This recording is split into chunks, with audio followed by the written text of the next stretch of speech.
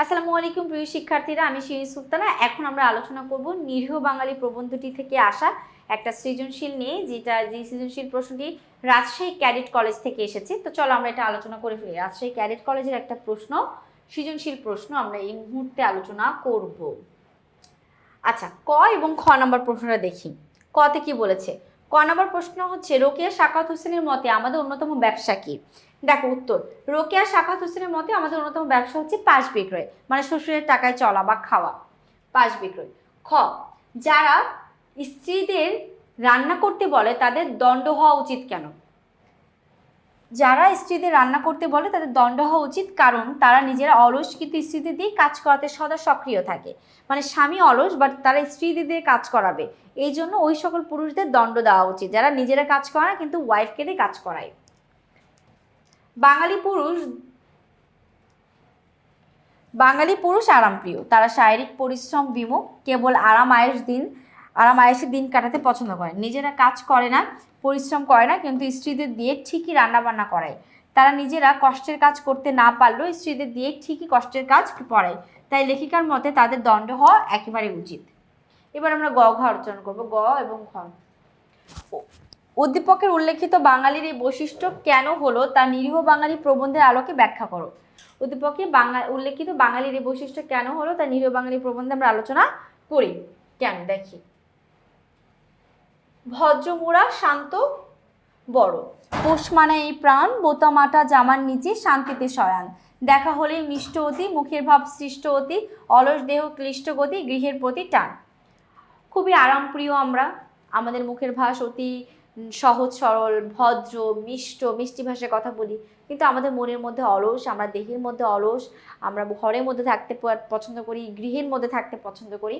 তো উদ্দীপকে উল্লেখিত বাঙালির বৈশিষ্ট্য নিরীহ বাঙালি প্রবন্ধের সঙ্গে কোন দিক থেকে মিল আছে? তো আমরা গ নাম্বারটা আলোচনা করি। দেখো,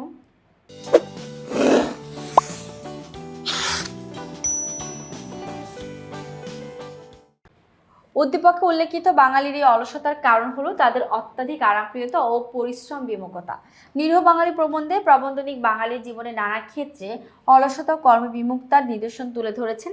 তারা ব্যবসায়িক ক্ষেত্রে কায়িক পরিশ্রমের পরিবর্তে সহজলভ্য পণ্যের ব্যবসা করা এবং কৃষিকাজে ঘাম ছড়ানোর চেয়ে উর্বর মাটির উপর নির্ভর করাকে প্রাধান্য দেয়। মূলত পরিশ্রমহীন থেকে সহজে অর্থ উপার্জন এবং অলসভাবে জীবন অতিবাহিত করায় যাতে চারিত্রিক বৈশিষ্ট্য হয়ে দাঁড়িয়েছে। তারপর উদ্দীপকে কবি বাঙালির আরামপ্রিয়তা, শ্রমকাতরতা, গৃহমুখী স্বভাবের পরিচয় তুলে ধরেছেন। নিরীহ বাঙালি প্রবন্ধ লেখিকা বাঙালি চরিত্রের এই দিকটি তুলে ধরেছেন, যেখানে বলা হয়েছে বাঙালি অত্যন্ত অলস, আর এই অলসতায় তার অনগ্রসরতার প্রধান কারণ। বাঙালি আরামপ্রিয় বলেই কষ্টসাধ্য কাজ করতে অনীহা দেখায়, তাদের জীবনযাত্রায় কেবল কোমলতা বিদ্যমান থাকে। এই বৈশিষ্ট্যের কারণ নিরীহ বাঙালি প্রবন্ধে বিস্তৃতভাবে তুলে ধরা হয়েছে। তো আমরা গ নাম্বারটা বুঝলাম, এবার আমরা ঘ নাম্বারটা আলোচনা করব। দেখো ঘতে কি আছে। উদ্দীপকটি প্রবন্ধের খণ্ডিত চিত্র মাত্র, মন্তব্যটি বিশ্লেষণ করো। হ্যাঁ, উদ্দীপকে শুধুমাত্র একটা দিক, পুরুষ অনেক আরামপ্রিয়, সেদিকটাই বুঝিয়েছে, কিন্তু আমাদের গল্পের মধ্যে আরও অনেক বিস্তারিত ছিল। মেয়েরা পুরুষদের দাসত্ব হয়ে থাকতে পছন্দ করে, পুরুষদের দণ্ডীয় হওয়া উচিত, পাশ বিক্রয়ের কথা বলা আছে, আরও বিস্তারিত কথা আছে যেগুলো আমাদের উদ্দীপকে অনুপস্থিত। তাহলে কি আমরা বলতে পারি না যে উদ্দীপকটিতে শুধু একটি মাত্র নির্দিষ্ট দিক নিয়ে আলোচনা করা হলো? আমাদের গল্পে কিন্তু আরো বিস্তারিত জিনিস আছে। তো দেখো, উদ্দীপকটি প্রবন্ধের খণ্ডিত চিত্র মাত্র, মন্তব্যটি একেবারে যথার্থ। নিরীহ বাঙালি প্রবন্ধে প্রবন্ধনিক বাঙালি জনজীবনের জীবনের নানা ক্ষেত্রে অলসতা ও কর্মবিমুখতা নিদর্শন তুলে ধরেছেন।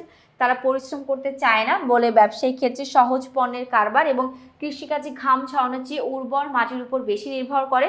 মূলত পরিশ্রমহীন থেকে সহজে জীবন অতিবাহিত করায় এই জাতির নেতিবাচক বৈশিষ্ট্য হয়ে দাঁড়িয়েছে। উদ্দীপকে বাঙালির শান্ত অলস দেহভঙ্গির উপর গুরুত্ব দেওয়া হয়েছে, যা প্রবন্ধের বর্ণনার সাথে হুবহু মিলে যায়। কিন্তু প্রবন্ধে রোকেয়া সাখাওয়াত হোসেন কেবল এই আলস্যের বর্ণনা দিয়ে থেমে থাকেননি। তিনি বাঙালির এই অধঃপতনের ফলে জাতীয় জীবনে যে বন্ধ্যাত্ব ও অমর্যাদা নেমে এসেছে তার প্রতি তীব্র ক্ষোভ ও বিদ্রুপ প্রকাশ করেছেন। প্রবন্ধে সেই গভীর সামাজিক ও জাতীয় প্রেক্ষাপট উদ্দীপকে একেবারেই অনুপস্থিত বা বিশেষ করে বলা যায়নি। তাই বলা যায় উদ্দীপকটি প্রবন্ধের মূল সুর অর্থাৎ বাঙালির অলসতার দিকটি স্পষ্ট করলো।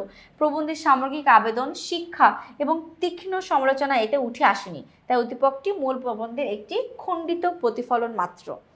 খুবই সহজ এবং সুন্দর করে ব্যাখ্যা করা হয়েছে নিরীহ বাঙালি থেকে আসা একটি সৃজনশীল প্রশ্নে, যেখানে লেখকের সঙ্গে একটা বিষয় নিয়ে সাদৃশ্য ছিল, কিন্তু উদ্দীপকটি পুরোপুরিভাবে আমাদের মূল প্রবন্ধের সঙ্গে মিলে না, অর্থাৎ আমাদের প্রবন্ধের মধ্যে আরও বিস্তারিতভাবে বলা আছে।